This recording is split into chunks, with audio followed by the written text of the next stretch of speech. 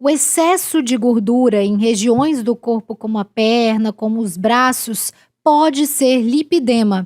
Essa é uma doença pouco conhecida ainda, mas que afeta muitas mulheres e inclusive a autoestima.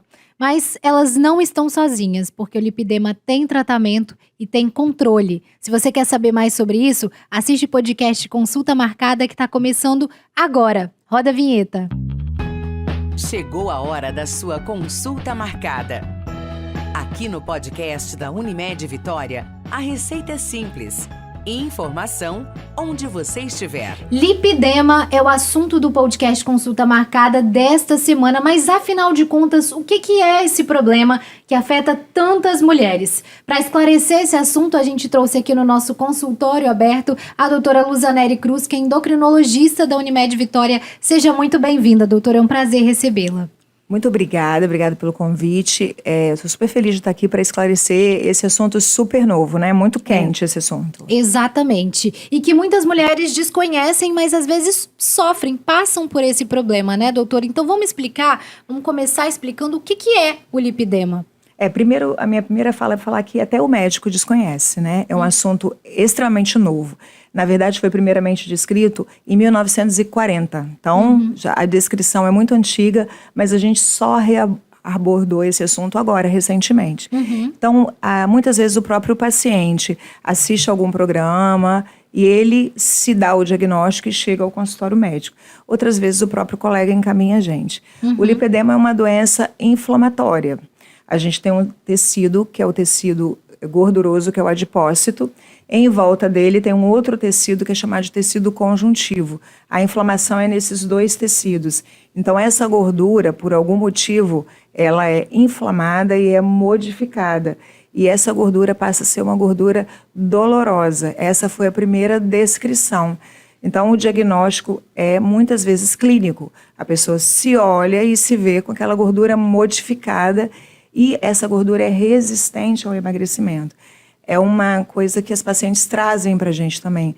Às vezes elas falam uma coisa interessante, falam assim, eu tenho 2 corpos, a parte de cima, da cintura para cima, emagrece, responde a exercício físico, faz a hipertrofia muscular e da cintura para baixo nada. Então é só nas pernas, doutor, ou não? Então, a distribuição de gordura é uma distribuição interessante, porque ela pode acumular na parte superior do braço, do cotovelo para cima, pode se acumular no quadril, na parte superior da coxa, na parte inferior da perna, poupa mão e braço, e também muitas vezes poupa o tronco. Então, são mulheres, em geral, com um tronco muito fino, cinturinha fina, mas com quadril muito largo.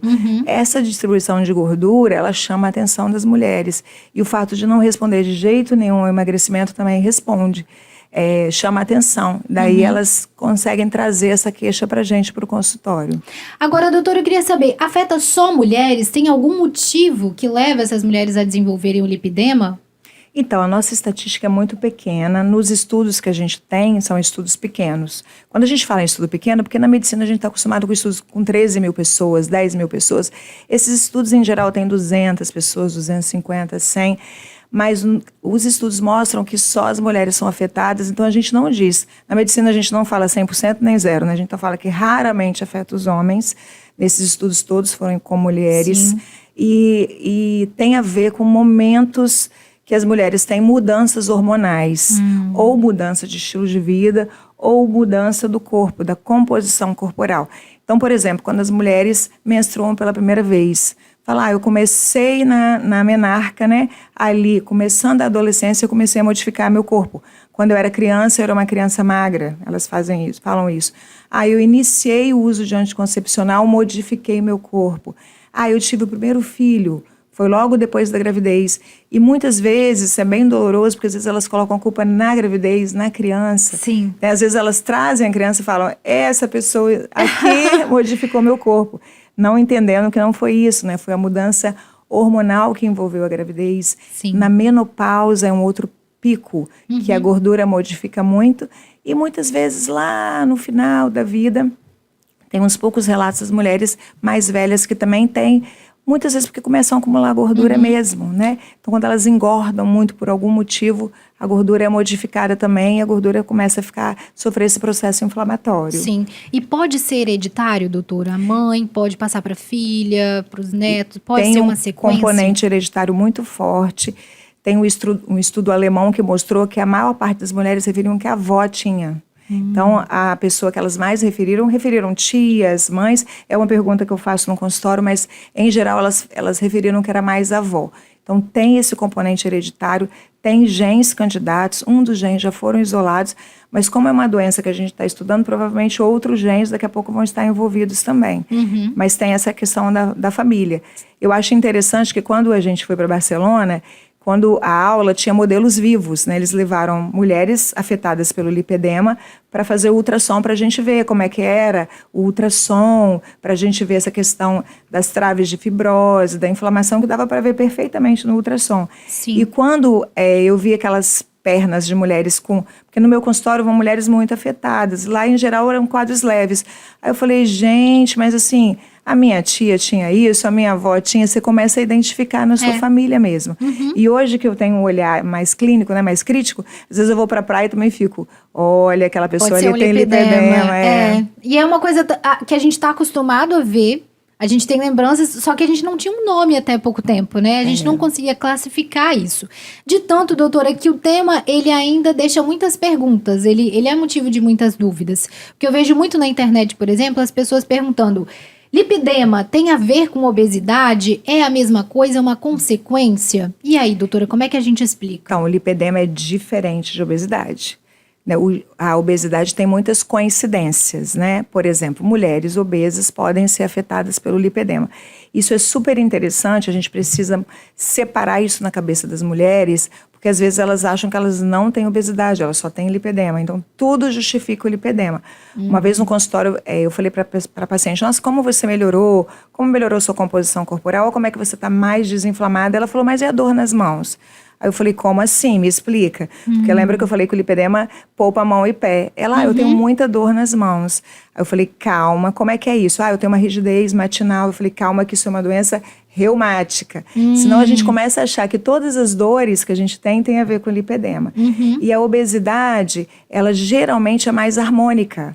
A pessoa é obesa por inteiro. E lembra que eu falei que o lipedema tem regiões mais afetadas e regiões mais finas. Então, quando a gente vê os dois quadros, a gente fala, isso aqui é obesidade lipedêmica, isso aqui é obesidade não lipedema.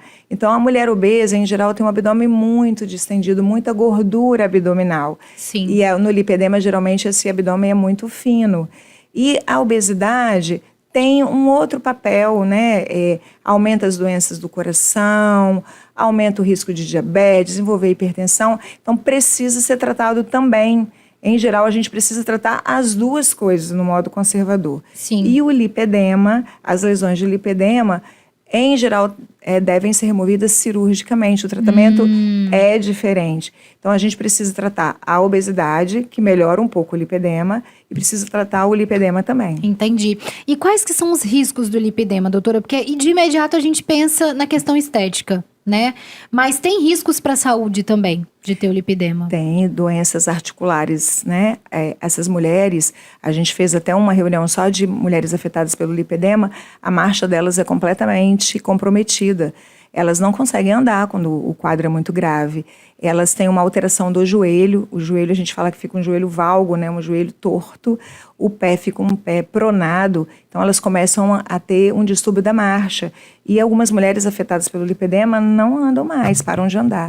Elas têm dores. As mulheres que são entrevistadas, normalmente mais de 90% relata dor. Se você colocar uma escala de 0 a 10, a dor é de 5 para cima. Algumas falam que a dor é insuportável. Elas são muito afetadas do ponto de vista emocional.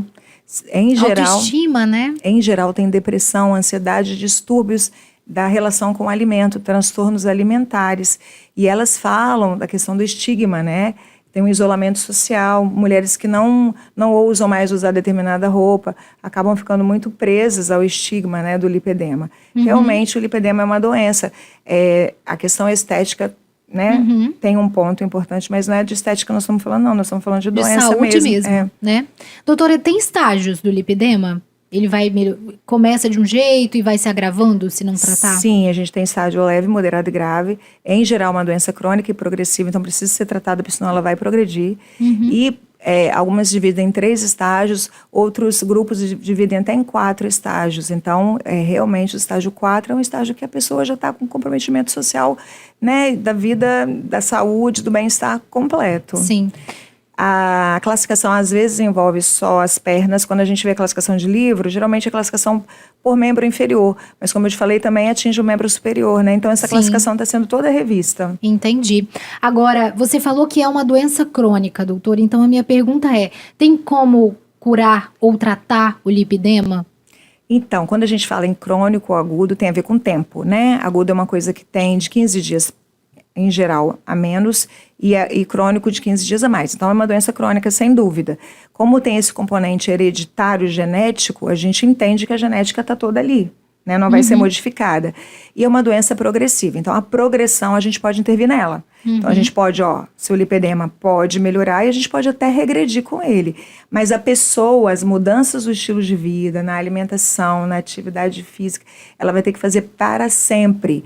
Porque ainda que ela remova aquele tecido modificado, gorduroso... A remoção é por cirurgia mesmo, né? Ainda que você remova o tecido afetado, você não consegue remover 100% dos adipócitos, dos tecidos gordurosos do corpo. E o tecido adiposo que fica pode ser, se esse estilo de vida não for, né, mudado, aquele adipócito vai inflamar de novo. Entendi.